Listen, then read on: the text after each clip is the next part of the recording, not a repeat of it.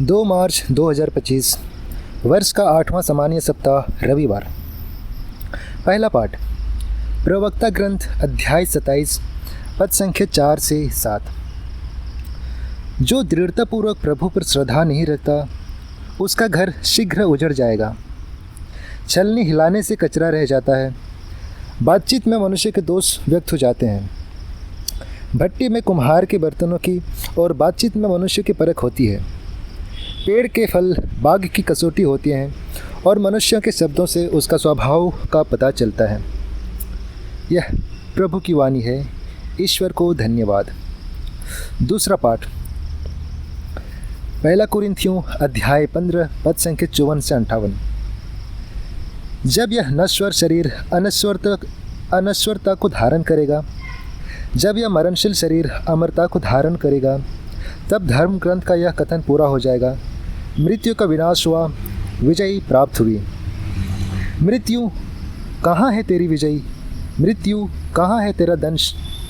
मृत्यु का दंश तो पाप है और पाप को संहिता से बल मिलता है। ईश्वर को धन्यवाद जो हमारे प्रभु ईसा मसीह द्वारा हमें विजय प्रदान करता है। प्यारे भाइयों, आप दृढ़ तथा अटल बने रहें और यह जानकर कि प्रभु के लिए आपका परिश्रम व्यर्थ नहीं है। आप निरंतर उनका कार्य करते रहें। यह प्रभु की वाणी है। ईश्वर को धन्यवाद। संत लूकास के अनुसार आज का पवित्र सुसमाचार अध्याय 6 पद संख्या 39 से 45। ईसा ने उन्हें एक दृष्टांत सुनाया। क्या अंधा अंधे को राह दिखा सकता है? क्या दोनों ही गड्ढे में नहीं गिर पड़ेंगे? शिष्य गुरु से बड़ा नहीं होता। पूरी शिक्षा प्राप्त करने के बाद भी वह अपने गुरु जैसा नहीं बन सकता है। जब तुम्हें अपनी ही आँख की धरन का पता नहीं तो तुम अपने भाई की आँख का तिनका क्यों देखते हो? जब तुम अपनी ही आँख की धरन नहीं देखते तो अपने भाई को कैसे कह सकते हो, भाई मैं तुम्हारी आँख का तिनका निकाल दूँ? ढोंगी, पहले अपनी ही आँख की धरन निकालो, तभी तुम अपने भाई की आँख का तिनका निकालने के लिए अच्छी तरह देख सकोगे। कोई अच्छा पेड़ बुरा फल नहीं देता और ना कोई बुरा पेड़ अच्छा फल देता है। हर पेड़ अपने फल से पहचाना जाता है। लोग ना तो कंटीली झाड़ियों से अंजीर तोड़ते हैं और ना ऊँट कटारों से अंगूर। अच्छा मनुष्य अपने हृदय के अच्छे भंडार से अच्छी चीज़ें निकालता है और जो बुरा है वह अपने बुरे भंडार से बुरे चीज़ें निकालता है, क्योंकि जो हृदय में भरा है वही तो मुंह से बाहर आता है। यह हमारे प्रभु यीशु ख्रिस्त का सुसमाचार है। हे ख्रिस्त, तेरी स्तुति हो।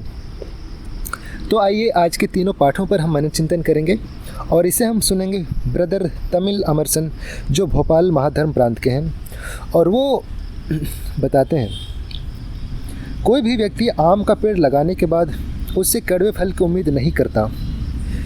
कोई भी मछली पकड़ने के लिए जाल डालकर केवल पत्थर पकड़ना नहीं चाहता।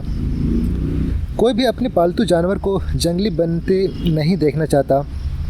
कोई भी माँ यह नहीं चाहती कि उसका बेटा अपराधी बने। वास्तव में हम में से कोई भी अपने जीवन में बुरी घटनाओं को देखना पसंद नहीं करता। क्या यह सच नहीं है? इसी प्रकार ईश्वर, जिसने हमें जीवन और आकार दिया है, हमसे अपेक्षा करते हैं कि हम एक सम्मानजनक जीवन जिएं और ऐसे उत्तम फल उत्पन्न करें जो दूसरों के जीवन को भी पोषित करें। आज के दोनों पाठों हमें हमारे विचारों और कार्यों के परिणाम पर विचार करने के लिए आमंत्रित करते हैं। पहला पाठ कहता है, मनुष्य के शब्दों से उसका स्वभाव का पता चलता है। और आज के सुसमाचार में भी यह संदेश प्रतिध्वनित होता है। हर पेड़ अपने फल से पहचाना जाता है। हम सब चाहते हैं कि हम एक अच्छे व्यक्ति के रूप में पहचाने जाएं।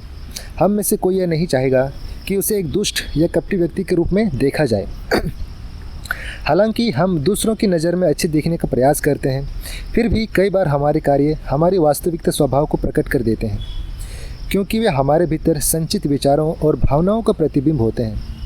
हमारे सभी क्रियाएं हमारे आंतरिक मन से उत्पन्न होते हैं। उत्तम कार्य जैसे प्रेम, सहायता, देखभाल और दूसरों की आवश्यकताओं का ध्यान रखना हमारे भीतर से आते हैं। वैसे ही घृणा, क्रोध, ईर्ष्या, लालच और द्वेष जैसे बुरी प्रवृत्तियां भी हमारे हृदय से ही जन्म लेती हैं। आज ईश्वर का वचन हमें चुनौती देता है कि हम आत्मनिरीक्षण करें और देखें कि हमारे विचार, वचन और कर्म क्या उत्पन्न कर रहे हैं। क्योंकि सुसमाचार में प्रभु यीशु कहते हैं, अच्छा मनुष्य अपने हृदय के अच्छे भंडार से अच्छी चीज़ें निकालता है और जो बुरा है वह अपने बुरे भंडार से बुरी चीज़ें निकालता है। आइए हम स्वयं से पूछें, हमारे असली स्वरूप की पहचान किस खजाने से होती है?